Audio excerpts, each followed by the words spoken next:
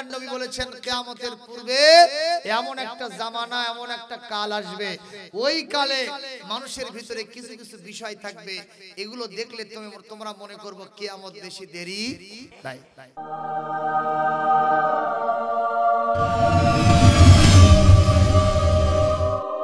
এক নম্বর ওই জামানায় লা ইয়াবকা মিনাল ইসলামে ইল্লা রাসমুহু ইসলাম শুধু নাম সর্বস্ব হয়েই থাকবে কথা কয় না কে কাল আসছে না আসে নাই কথা কর দুই নম্বর ওয়ালা ইয়াবকা মিনাল কোরআনে ইল্লা রাসমুহু কোরআনে কারীমের পাতার ভিতরে শুধু আয়াতগুলো লেখা থাকবে কিন্তু কোরআনের বিধান কোথাও প্রতিষ্ঠিত থাকবে না কথা হাসান মিসা কথা বলেন ঠিক কি না তিন নম্বর মাসাজিদুহুম আমিরাতুন হিয়া খারাবুম মিনাল হুদা ওই সময়ে মসজিদগুলো সুরম্য অট্টালিকা বিশাল বিশাল বিল্ডিং হবে ইমারত হবে কিন্তু সেখান থেকে হেদায়েত আসবে না কথা বলেন কথা কার না নবীজির কথা আল্লাহর কথা নবীজি বলে দিয়েছেন সুবহানাল্লাহ সর্বশেষ নবীজি বললেন কারণ মিন ইনদিহিম তাখরুজুল ফিতনাতু তাদের পক্ষ থেকেই ফিতনা বের হবে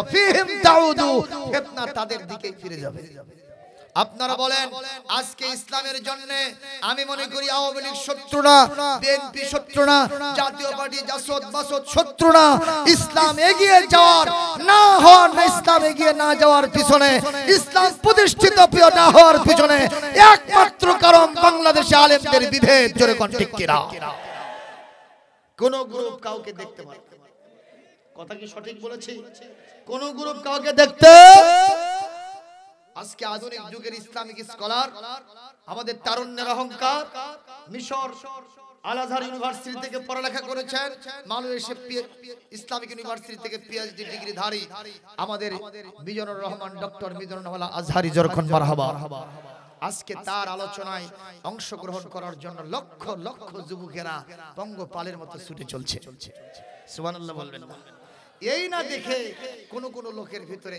হিংসা জেগে গেছে আছে নাকি তারা কি বলতেছে বাটপার ভাষা কি দেখেন বাটপার দলের দালালি ছাড় ময়দানে এসে কত জনপ্রিয়তা দেখায় দেব বৃষ্টি না হলে দেখায় দিতাম কেমন জনপ্রিয়তা এরকম আছে না নাই কোন একজন আলেম দ্বীন ভুল করতে পারে ভুল হতে পারে কিন্তু সংশোধনের ভাষা এটা হতে পারে না ঠিক কি না গো আমরা বলতে চাই সকল আলেম কোরআন এবং হাদিস পড়ে আমরা আলেম হয়েছি ঠিক কি না আমরা কখনো কেউ কারো বিরুদ্ধে বিষোদ্গার করব না সকল আলেম কোরআনের কথা বলে কলিজা ভরা মহব্বত ভালোবাসা দিয়া কোরআনের ভিত্তিতে আমাদের একমত এক পথে থাকতে হবে আলেমদের ঐক্য কি চান আপনারা দেখি কারা কারা চান হাত তুলে আরেকবার আল্লাহকে দেখাও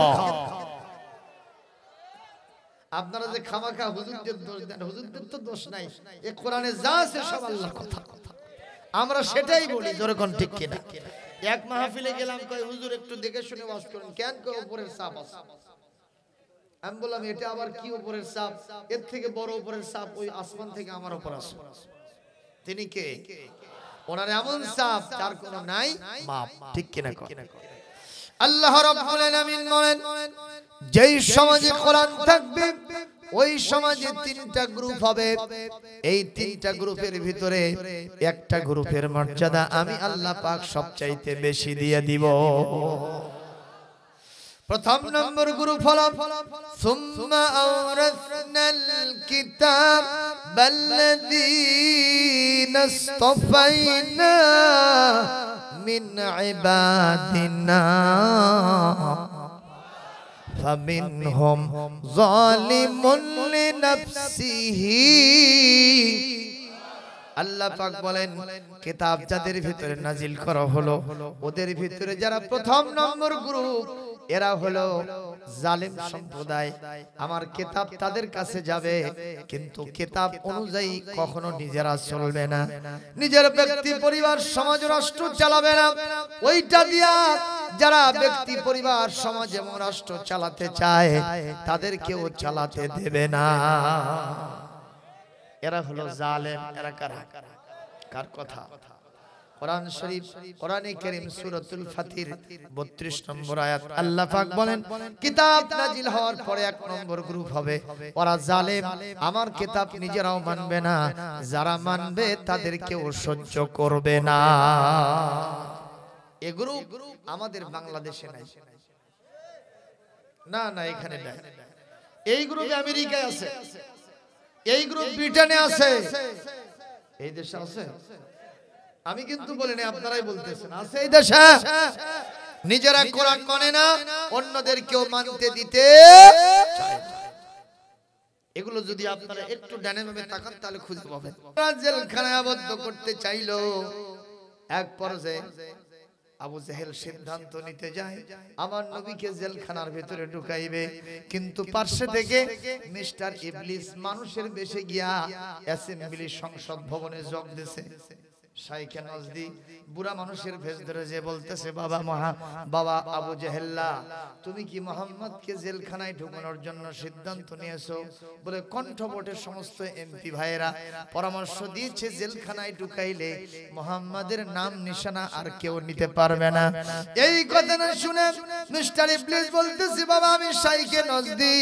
আমার পরিচয় এখন বলবো না পরে বলবো আমি তোমাকে একটা কথা বলি এই মুহাম্মদ এত সুন্দর তার চরিত্রের মাধুরী তার কথার ভিতরে এমন জাদু মাখা আছে যারাই তার কথা শুনে যার তার মুখের তেলাওয়াত শুনে ওরা জান দেওয়ার জন্য রেডি হয়ে যায় এই বাবা জেলখানায় ঢুকায়া মুহাম্মদকে আটকাতে পারবা না কারণ এখন তো কেবলমাত্র জেলখানার বাইরে তার প্রচার তার তেলাওয়াত আছে যদি তাকে জেলখানার ভিতরে ঢুকাও ওখানে হাজতি আর কয়েদি যারা আছে তার তেলাওয়াত শুনে সবাই তার ছাত্র হয়ে যাবে এমনকি ভেতর থেকেই মিছিল বের হবে জেলের তালা ভাঙবো মুহাম্মদকে বের করব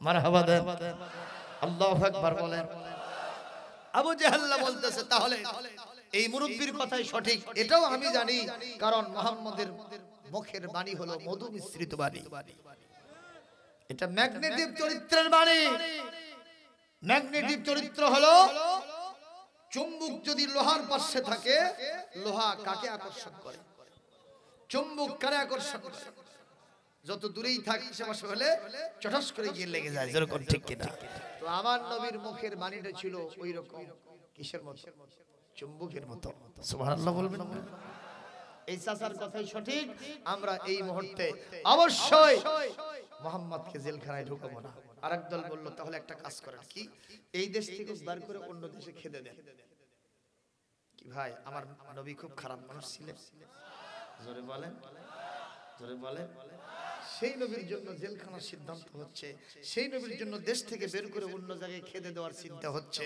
কি বলেন এরকম চিন্তা এখন অনেকের বিরুদ্ধে হয় কিনা আর কিছু কিছু চাটুকার আলেম নামের জালেম আছে তারা কয় এটা শাস্তি হচ্ছে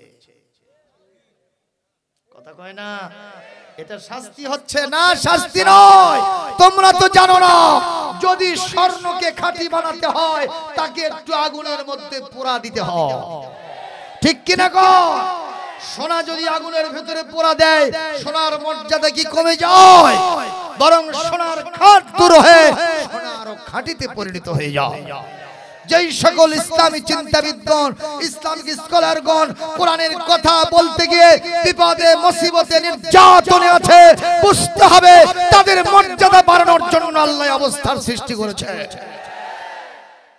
যেমন ইউসুফ আলাইহিস সালামকে আল্লাহ পাক মর্যাদা কম দিয়েছিলেন না বেশি দিয়েছিলেন 10 ভাই বলল যে ওকে কূপের মধ্যে ফেলে দাও ওয়ালকুহু ফি গায়াবাতিল ঝোপঝাড় বিশিষ্ট অনেক ময়লা আবর্জনা কাঁটা গাছ দেওয়া ভরা যে কূপ ওই কূপের মধ্যে দাও ফেলে 10 ভাই কাকে ফেলে দিয়েছে ছোট্ট ইউসুফ যখন তাকে কাঁধ থেকে নামায়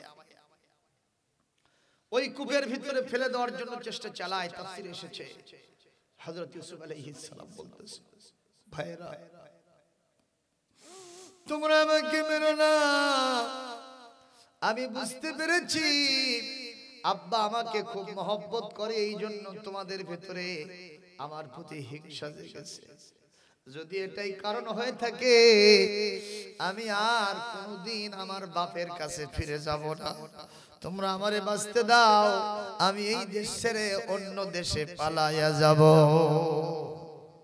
ওই 10 ভাইরা বলে, ইউসুফ রে তোমরা আমারে ফেলে তোমাকে আমরা ফেলে দিয়ে মারবো। ওই যে তুমি তোমার বাপকে আমাদের আব্বাকে তুমি বলেছিলে ইন্নী রাআইতু আহাদা আশারা কাওকাবাও ওয়াশ-শামসা ওয়াল কমারা রাআইতুহুম লি সাজিদিন। আরো জোরে কোন আল্লাহু আকবার। এই যে তুমি বলেছিলে চন্দ্র সূর্যকে আমি দেখলাম, 11টা তারকাকে দেখলাম, তারা সবাই মিলে আমাকে সিজদা করতেছে। তুমি যাদেরকে চন্দ্র সূর্য 11টা তারকা হিসেবে গ্রহণ করেছিলে, তুমি ওদেরকে ডাকো, আজকে ওরা তোমাকে আমার হাত থেকে আমাদের হাত থেকে বাঁচায় দিক। আমার ইউসুফ এক পর্যায়ে তাদের কাছে অনুনয় বিনয় করে চোখের পানি ছেড়ে দিয়ে ছোট্ট মানুষ বড় ভাইদের কাছে আবদার করে, ভাই আমাকে মেরো না, আমাকে মেরো না, আমাকে বাঁচতে দাও। সঙ্গে সঙ্গে ওদের ভিতরে কলিজার মধ্যে কোনো দয়া জাগলো না। হযরত ইউসুফের জামা কাপড়গুলো খুলে সেইটা দিয়ে তার হাত পা গুলো বাঁধা শুরু হয়েছে। যখন তাকে কূপের মধ্যে ফেলে দেওয়া হবে, কূপের ওই ওয়ালটা ধরে বাঁচার জন্য ব্যর্থ চেষ্টা আমার ইউসুফ চালাতে থাকে। আমার আল্লাহ পাক ইলহাম করে দিয়ে, যেহেতু তখনও তিনি নবী হন নাই, এই কারণে ইলহাম করে দিয়ে বলতেছেন, ইউসুফ এই যে কূপটার ভিতরে তোমাকে ফেলে দেওয়া হচ্ছে, মনে করবা না এটা তোমার জন্য মরণ কূপ। আমি আল্লাহ তোমাকে এই কূপের মধ্য দিয়ে রাজ সিংহাসনে পৌঁছায় দিব। জোরে বলেন আল্লাহু আকবার। আরো জোরে কোন আল্লাহু আকবার। হযরত ইউসুফকে যখন সর্বশেষে ফেলে দেওয়ার ফাইনাল ডিসিশন ফেলে দেওয়াই হয়ে গেল, আমার আল্লাহ পাকের রহমতের দরিয়ায় জোশ মেরে গেল।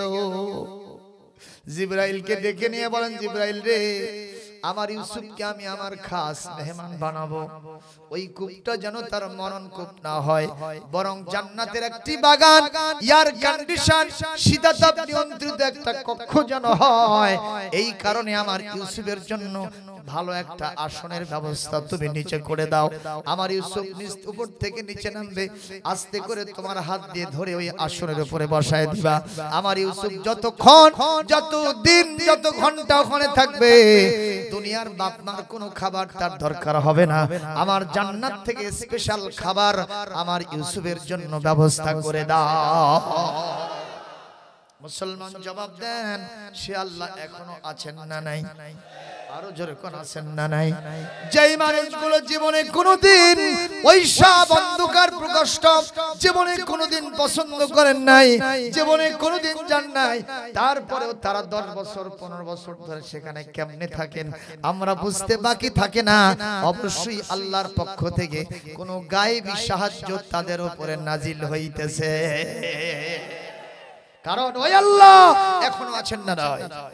জোরে কোন আছেন না নয়? তোমরা চেষ্টা করবে একটা, আমার আল্লাহ চেষ্টা করবেন আরেকটা। Man proposes and God disposes. সৃষ্টিজীব চিন্তা করে একটা, আর আমার আল্লাহ চিন্তা করে আরেকটা। ঠিক কি না? জোরে বলেন। সম্মানিত ভাইরা, কষ্ট পাচ্ছেন? প্রধান আকর্ষণ কিন্তু আছে। যদি মনে করেন হুজুর ছেড়ে দিয়ে অনেক নিয়ে আসেন, শুনবেন, চালাবো আর কিছুক্ষণ। আলহামদুলিল্লাহ। আমরা কার বলেন তো? আমরা কার? আল্লাহ কার? আমাদের। সুবহানাল্লাহ। আমরা কার কথা বলবো? আমরা কার কাজ করব? আমরা কার বন্ধু হব? আমরা কার গোলামি করব? কোন টেনশনের কারণ আল্লাহ নিজে বলেছেন কোরআনে কারীমের 5 নম্বর সূরা 6 নম্বর পারা সূরাতুল মায়েদা আয়াত নম্বর 56। কত? একটু আয়াতটা টান দিব, আপনারা আল্লাহু আকবার বলতে ভুল করবেন না। وَمَن يَتَوَلَّ اللَّهَ وَرَسُولَهُ وَالَّذِينَ آمَنُوا فَإِنَّ حِزْبَ اللَّهِ هُمُ الْغَالِبُونَ।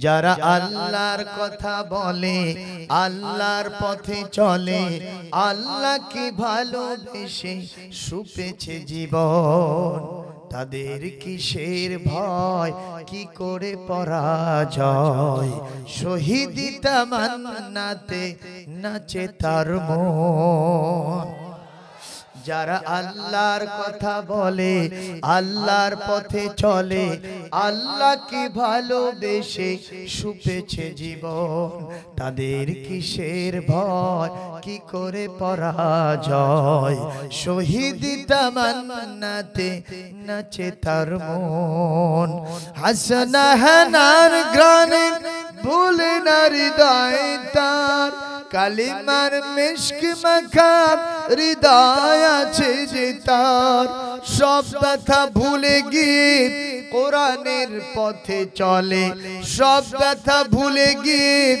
কোরআনের পথে চলে সে তো তার ঈমান বলে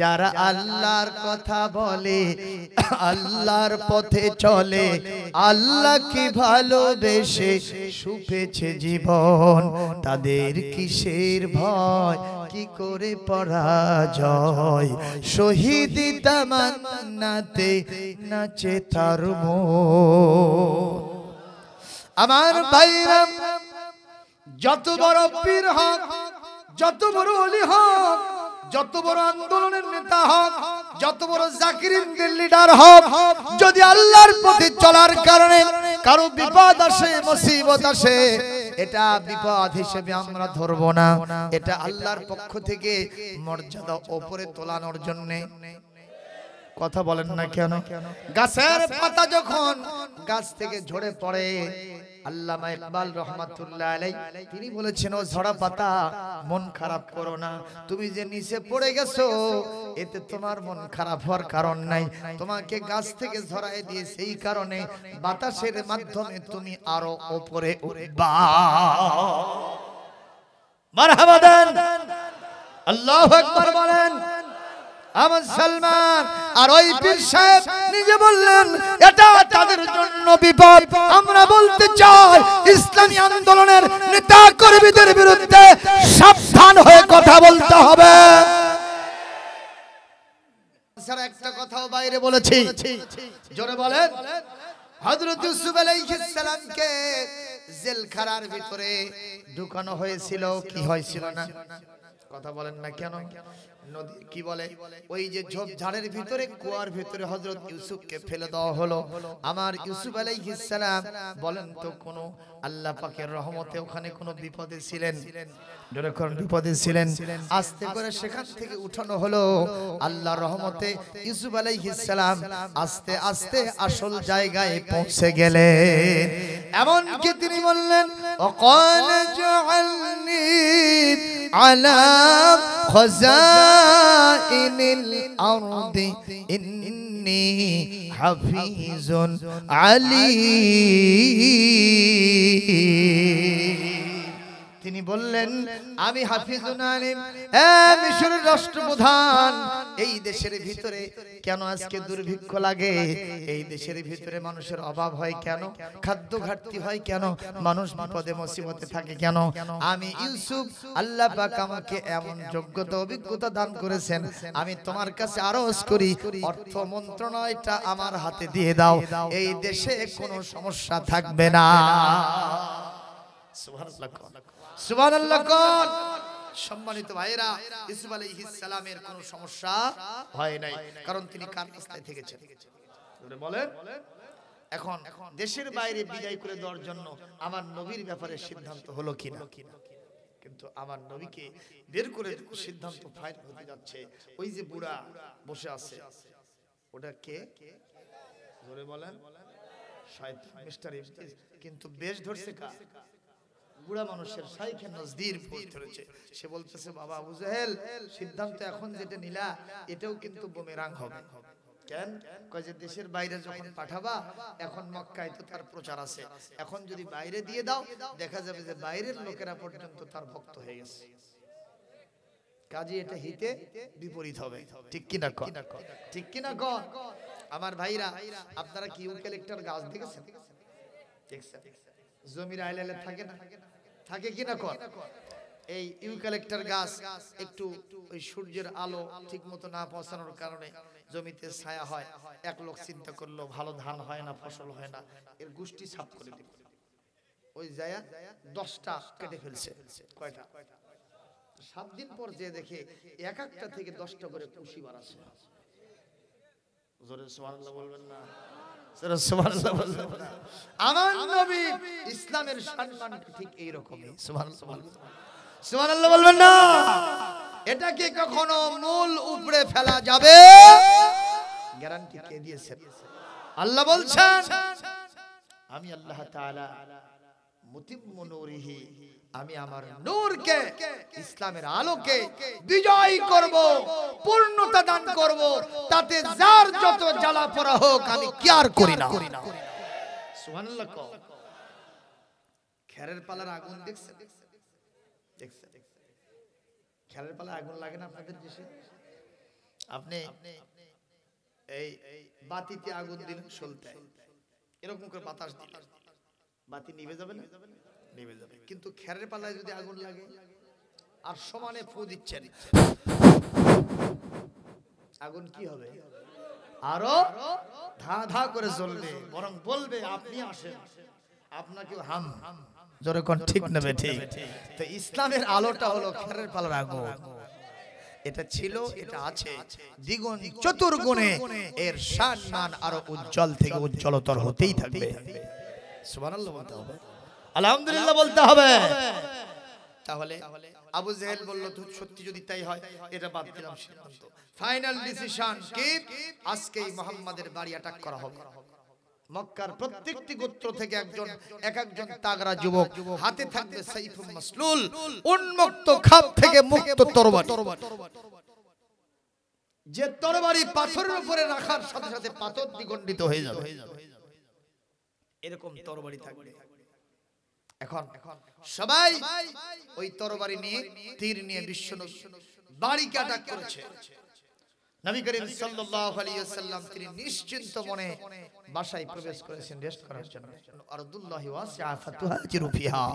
নবী হে, আপনার জন্য এখন অশনি সংকেত, চতুর্দিক থেকে ওরা আপনাকে অ্যাটাক করার জন্য সিদ্ধান্ত গ্রহণ করেছে, আপনাকে ওরা মেরে ফেলবে, কিন্তু আমি তো আপনাকে ইনশাআল্লাহ প্রোটেকশন দেব, আমি আল্লাহ পাক আপনাকে বেঁচে রাখবো, এটা আমার ফাইনাল ডিসিশন। আল্লাহ যদি কাউকে বাঁচানোর চেষ্টা করে, বলেন কেউ কি তাকে কেউ মারতে পারবে? একটু জিকির করেন সুবহানাল্লাহ। ঠিক আছে, লা ইলাহা ইল্লাল্লাহ, লা ইলাহা ইল্লাল্লাহ মুহাম্মাদুর রাসূলুল্লাহ সাল্লাল্লাহু। ভাইরা কষ্ট হচ্ছে কি? আমার ভাইরা আমার নবীকে মানার জন্য চতুর্দিকে কাফেররা দাঁড়ানো। আল্লাহ পাক নবীকে বললেন, নবী হে, আর মক্কায় থাকা যাবে না, বের হতে হবে এখন। আল্লাহর নবী বের হওয়ার জন্য ডিসিশন গ্রহণ করেছেন। হযরত আলীকে ডেকে বললেন, আলী রে, আমার বিছানায় তুমি শুয়ে থাকবা, আমার চাদর মুড়ি দিয়া, আর আর কখনো তুমি আমার প্রতিনিধিত্ব ছাড়া অন্য কোনো কিছু করতে পারবা না। হযরত আলী বলেন, মনে মনে চিন্তা করলাম, নবীর বিছানায় নবীর চাদর মুড়ি দিয়ে আমি শুয়ে থাকবো, সকালবেলা কাফের বেদিনরা বাসায় প্রবেশ করবে, নবীকে না পেয়ে আমাকে নবী হিসেবে মনে করে তাদের হাতে থাকা তরবারি দিয়া একের পর আঘাত দিয়ে আমাকে জমিন থেকে বিদায় করে দেবে, কেটে কেটে টুকরা টুকরা করে দেবে। আর বিশ্ব নবীর ভালোবাসা মহব্বতে আমি এইটাই বরণ করে নিতে চাই। আমার মনের ভিতরে কোনো আফসোস থাকবে না, কোনো হেজিটেশন থাকবে না, বরং এটাই সান্ত্বনার বাণী হবে। কিন্তু সংবিধান আকারে আছে, যেরকম আছে। তাহলে সবচেয়ে বড় সুন্নত হলো বিশ্ব নবীর রেখে যাওয়া এই সংবিধান সব জায়গায় কায়েম করা। জোরে বলেন ঠিক কিনা মুসলমান ভাইরা?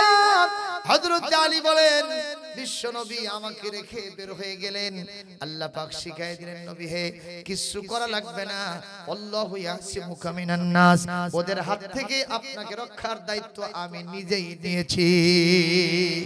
কিছুই করা লাগবে না। নবীজি আমার হাতের ভিতরে একটু বালি নিলেন, ফাগশাইনাহুম ফাহুম লা ইউবসিরুন। এই আয়াত পরে নবীজি বালির দিকে ফুঁক দিলেন, শাহাতিল বুজু পড়লেন, বালিতে ফুঁক দিলেন, সঙ্গে সঙ্গে আস্তে করে বালিটা ছেড়ে দিলেন। চতুর্দিকে কাফের বেদিনদের চোখে মুখে বালি চলে গেল। আল্লাহু আকবার। আল্লাহ পাক পরবর্তী সময় আরজ করেন, নবী হ্যাঁ আপনি তো শুধু বালি কোনা ছেড়ে দিলেন, ওরা চতুর্দিকে দাঁড়ানো ছিল, ওদের চোখে মুখে এটা কে পৌঁছায় দিল? আপনি বলবেন কেন? আল্লাহই বলেন, ওয়ামা রামাইতা ইদ রামাইতা ওয়ালাকিন্নাল্লাহা রামা। যখন আপনি বালিগুলো নিক্ষেপ করেছিলেন তখন তো আপনি নিক্ষেপ করেন নাই, বরং আমি আল্লাহ তাআলা আপনার সহযোগী হিসেবে এই বালিকণা তাদের চোখের ভিতরে ফেলে দিয়েছিলাম। সুবহানাল্লাহ। সে আল্লাহ আজ আছেন না নাই? জোরে পায় নাই? আল্লাহর সাহায্য চান তো আপনার সবাই ইনশাআল্লাহ, বলেন আমিন। ভাইরা আমার, এখন বিশ্ব নবীকে হত্যার জন্য যে সিদ্ধান্ত, বলেন তো ওরা চতুর্দিকে যখন বালিকণা চোখে গেছে, ওরা কি আর অন্য কিছু দেখে? আপনারা যারা মোটরসাইকেল চালক কিংবা বাইসাইকেল চালক আছেন, এই যে ইরির সিজন আসতেছে, মশার উৎপাত বাড়বে না কমবে? এখন চোখে চশমা দেন নাই, বিকেল বেলা বা সন্ধ্যা বেলা ইরির জমিনের আইল দিয়া মোটরসাইকেল চালাচ্ছেন, বলেন তো চোখের মধ্যে কি যাবে? কি যাবে? আমার এরকম দুই একদিন কেস হয়েছে, মোটরসাইকেলের হ্যান্ডেল আমার হাতের মধ্যে আছে না নাই খেয়াল নাই, আগে মশা তাড়া, কথা কয় না, আছে না নাই? একজনের তো দেখছি দুই হাত দিয়ে রগড়ানো শুরু করছে, মোটরসাইকেল পড়ে গেছে। কথা বলেন, এক কারবার কার, এক কৌশল কার? ওরা দুই হাত দিয়ে জম্মের মতো চোখ রগড়াইতেছে। ইতিমধ্যেই বিশ্ব নবী তাদের চোখের সামনে দিয়ে বের হয়ে গেছেন, ওরা টের পায় না। সুবহানাল্লাহ। আস্তে কর, আরো জোরে আল্লাহু আকবার। নবীজি হযরত আবু বকরের বাড়িতে গেলেন, দ্রুত গতিতে হযরত আবু বকরকে সাথে নিয়ে চললেন কোথায়? মদিনার পথে। মদিনায় নিশ্চিন্ত মনে নিরাপদে তিনি পৌঁছে গেছেন, কেউ ঠেকাতে পারেন না। সুবহানাল্লাহ। আমরা এখনো যদি দিনের পথে থাকি, আমাদের কেউ কখনো আমাদেরকে ঠেকাতে পারবে না। এজন্য এই দিনের পথ থেকে, কোরআনের প্রচার থেকে একটা সেকেন্ড আমরা কোনো দিকে সরব না, নড়ব না ইনশাআল্লাহ। একজন কবি বলছে, কেউ না করুক আমি করব কাজ, কেউ না করুক আমি করব কাজ, কেউ না করুক আমি করব কাজ। আল কোরআনের আহ্বানে দিন কায়েমের প্রয়োজনে, আল কোরআনের আহ্বানে দিন কায়েমের প্রয়োজনে নতুন করে আবার আমি শপথ নিলাম আজ। কেউ না করুক, কেউ না করুক আমি করব কাজ, কেউ না করুক আমি করব কাজ। আমি হতাশ হব না, ভেঙে পড়ব না, আমি নিরাশ হব না, বসে থাকবো না। দিন কায়েমে ব্যস্ত রব বরং সকাল সাজ, দিন কায়েমে ব্যস্ত রব বরং সকাল সাজ। কেউ না করুক আমি করব কাজ, বলেন কেউ না করুক আমি করব কাজ, কেউ না করুক আমি করব কাজ, বলেন আমিন। আমার ভাইরা, সেই কোরআনটাকে টিকে রাখতে হলে এই ধরনের তাফসীর মাহফিলের কোনো বিকল্প, কারণ কোরআনের মাহফিল হলে জজবা বাড়ে না কমে, জোরে কোন বাড়ে না কমে। কোরআনের মাহফিল যত কম হবে শয়তানের চাপ তত সমাজের মধ্যে বাড়বে না কমবে? বাড়বে। এজন্য শয়তানের চাপের কারণে আমরা নতি স্বীকার করব না, আমরা কোরআনের মাহফিল চালিয়ে যাব, কোরআনের মাহফিলের ইন্তজাম করব। তাতে আমাদের সময়, শ্রম, টাকা পয়সা, বুদ্ধি, পরামর্শ সবকিছু আল্লাহর রাস্তায় আমরা দিতে রাজি আছি। আজকে ধন্যবাদ জানাই ঐতিহাসিক বহুতি গ্রামের যুব সম্প্রদায়। আমার আব্দুল হান্নান ভাই বলেছেন, বিগত সনগুলোতে, বিগত বছরগুলোতে মাহফিল কোনোবার সফল হয়নি ঠিক মতো, ঠিক কিনা? আলহামদুলিল্লাহ বলেন। প্রথমবার হয়েছিল, এবার মাহফিলটা সফল না বিফল? কথা বলেন না কেন? সফল না বিফল? এই মাহফিল বিফল হোক তাকে চান? এই মাহফিল কিয়ামত পর্যন্ত যুবকরা ধরে রাখতে চার পারুক বংশানুক্রমে, সেটা কি চান? চাইলেই তো হবে না, খরচা হয়তো, ঠিক কিনা? ওরা বলতেছে মঞ্চে কোনো কালেকশন হবে না। আমাদের ছোট ছোট ভাইরা তারা দাঁড়িয়ে আছে, এরা কয়েকদিন দিল তারে কতই জ্বালা, হাতে পায়ে তারক মারে তবু জানেন নাই আল্লাহু লা ইলাহা, জোরে লা ইলাহা ইল্লাল্লাহ। ফেরাউন বলে আসিয়া রে মুসার খোদাকে সারিয়া দে, জীবন দিব আসিয়া বলে জীবন দিব মুসার খোদাকে সারিব না, লা ইলাহা,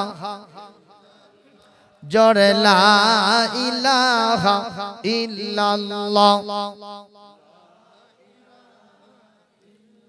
मोहब्बत ला इलाहा इल्लल्लाह।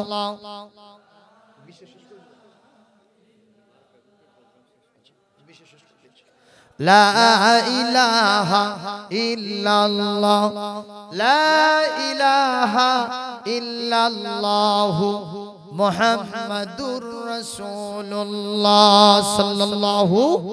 ভাইরা আমার জবাব দেন, কোরআন আসার পরে মানুষের ভিতরে গ্রুপ হবে কয়টা? জোরে বলেন, মনে আছে না নাই? এক শ্রেণীর হবে তারা জালেম। কি হবে তারা?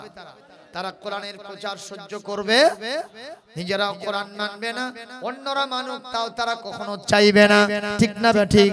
এই গ্রুপের সাথে আমাদের কিয়ামত পর্যন্ত থাকার কোনো সুযোগ, জোরে বলেন ঠিক কিনা? দুই নম্বর গ্রুপ মিনহুম মুকতাসিদ, তারা হলো মধ্যমপন্থী। কি পন্থী? কি পন্থী? সমাজে কোরআন আছে না নাই, হাদিস আছে না নাই, বিশ্ব নবীর সুন্নাত আছে না নাই, এগুলো দেখভাল করে না।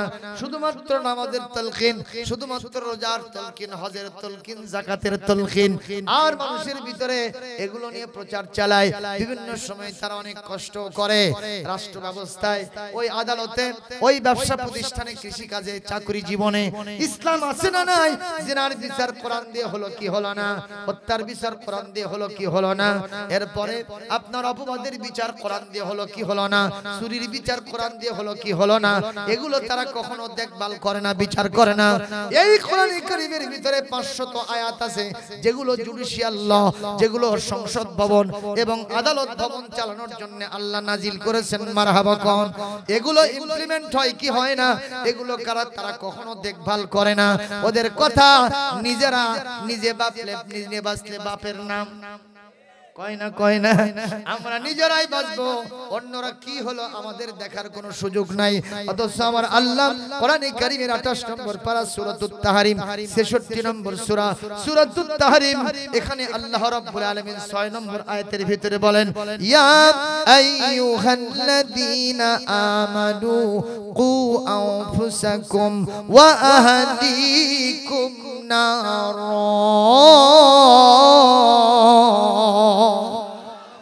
আল্লাহ পাক বলেন, ইমানদারগণ শুধু নিজে জাহান্নাম থেকে বাঁচলে হবে না, আহাল পরিবার, প্রতিবেশীকে, পাড়া মহল্লা, গ্রামবাসী, ইউনিয়নবাসী, উপজেলাবাসী, জেলাবাসী, বিভাগবাসী, গোটা দেশবাসী, দুনিয়ার সমস্ত মুসলমানদেরকে, সমস্ত মানুষদেরকে জাহান্নামের আগুন থেকে বাঁচাতে হবে। কার কথা? জোরে বলেন, কার কথা? তাহলে মাঝামাঝি থাকা যাবে, মাঝামাঝি থাকা যাবে, নিজেও বাঁচবো, অন্য কেউ বাঁচাবো, তাহলে কোরআন প্রতিষ্ঠার কোনো বিকল্প নাই। মুসলমান ভাইরা আমার, ওই গ্রুপেরা কষ্ট করে কি করে না? ওদেরও কিন্তু কষ্ট হয়। আপনারা বলেন হয় কি না? আমাদের দেশে যারা তাবলীগ জামাতের সিল্লা দেয় তাদের কষ্ট আছে না নাই? কম না বেশি? 40 দিন পর্যন্ত বাড়ির থেকে বাইরে থাকে। আমরা নিজেরা বাড়ি থেকে বইয়ের কাছ থেকে 2 ঘন্টার জন্য অনুমতি নিয়ে যাই কোথায়? বাজার করতে। যদি ওখানে 8-10 মিনিট লেট হয়, 1 ঘন্টা লেট, কি কথা কয় না? এরকম আছে না ভাইজান, দরজা খোলে না আর ওনারা 40 দিন পর্যন্ত চিল্লাই বাইরে থাকে। কি রকম কষ্ট আমি নিজে জানি। আমার এক খালো শ্বশুর 4 চিল্লার সাথে, কয় চিল্লা সরে কোন কয় চিল্লা। তো একদিন আমি ওনার বাসায় বেড়াতে গেছি, আমাকে বলতেছে জামাই আমার তো 3 চিল্লা হয়েছে, আমি একটু দোয়া চাই, আরেকটা চিল্লাই যাব। আমি বললাম আচ্ছা দোয়া করি, আপনি যান, জীবন চিল্লাই যান, তাতে সমস্যা নেই, কথা কয় না। তো এখন আমি এটা চুপ করে বসে আছি, আমার খালা শ্বশুর এসে বলতেছে জামাই আপনার খালু শ্বশুর কি করলো? কয় যে উনি বলে আরেকটা চিল্লা দিয়ে 4 চিল্লা পূরণ করবে। তো বলছে যাক যাক, ওই এই দরজা দিয়ে বাড়াবে, আমি এই দরজা দিয়ে বাড়াবো। সেই দিন বুঝেছি বিবি বাল বাচ্চারা কত কষ্টে থাকে, কথা কয় না, আছে না নয়? কিন্তু এত কষ্ট করছেন আপনারা, ভালো কথা। যদি ইনশাআল্লাহুল আজিজ এই তাবলীগটা একটু কোরআন দিয়ে আরো ভালো করে হতো। আল্লাহ বলেছেন কোরআনে কারীমের 5 নম্বর সূরা 6 নম্বর পারা সূরাতুল মাইদার 67 নম্বর আয়াত, আল্লাহ বলেন তাবলীগ যদি করো আমার কোরআন দিয়ে তাবলীগ করতে হবে। আমি আয়াত টান দিচ্ছি, ইয়া আইয়ুহার রাসূল বাল্লিগ মা উনজিলা ইলাইকা মির রাব্বিক ওয়া ইন লাম তাফআল ফামা বাল্লাগতা রিসালাতাহু والله يعصمك من الناس إن الله لا يهدي القوم الكافرين।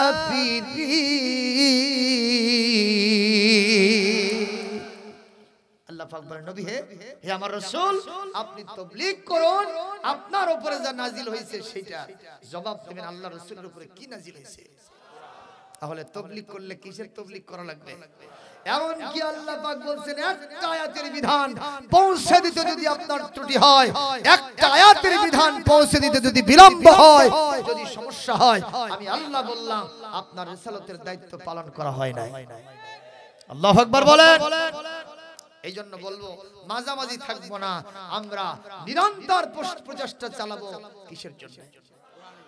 সেই গ্রুপের কথা আল্লাহ সর্বশেষ বলছেন, যাদের ভিতরে কিতাব নাজিল হবে, যাদেরকে আমি কিতাবের অধিকারী করব, তাদের ভিতরে তৃতীয় গ্রুপ যারা হবে তারা হলো এই গ্রুপ আমিনহুম সাবিকুম বিল খায়রাতি বিইذনিল্লাহ।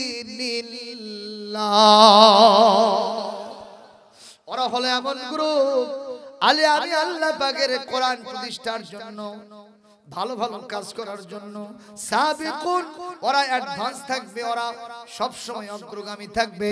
ওরা ওদের সময় দেবে, শ্রম দেবে, বক্তৃতা দেবে, বিবৃতি দেবে, মেধা দেবে, যোগ্যতা দেবে, লেখনী দেবে, টাকা পয়সা দেবে, জেল জুলুম জরিমানাকে কখনো তারা কেয়ার করবে না। এমনকি ফাঁসির কাস্টেও যদি ঝুলতে হয় জীবন দিবে, কোরআনের রাস্তা থেকে এক চুল সরে যাবে না। আল্লাহ পাক বলেন এই গ্রুপকে আমি সবচাইতে বেশি পছন্দ করি, শুধু করি না, আমি আল্লাহ বললাম যালিকা হুয়াল ফাদলুল কাবীর।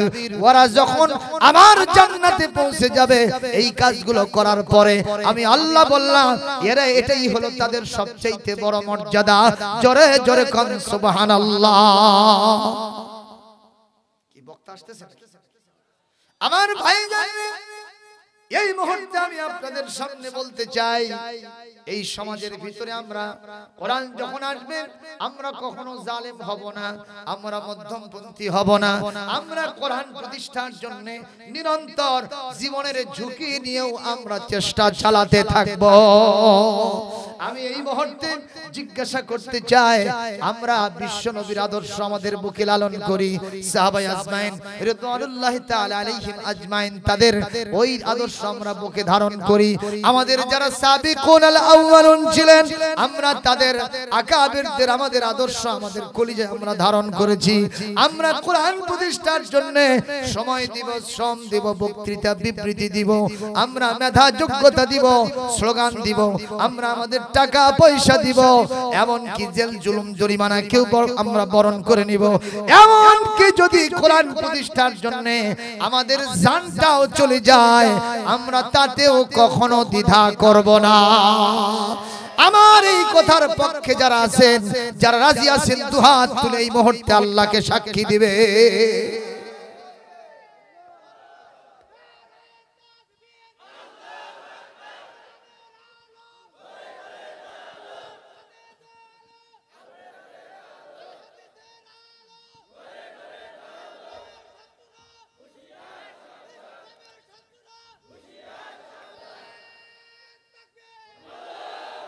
আলহামদুলিল্লাহ, হাত নামান বলি আমিন। ভাইরা আমার, এই রাস্তায় আজকে আমাদের একটা সমস্যা আছে।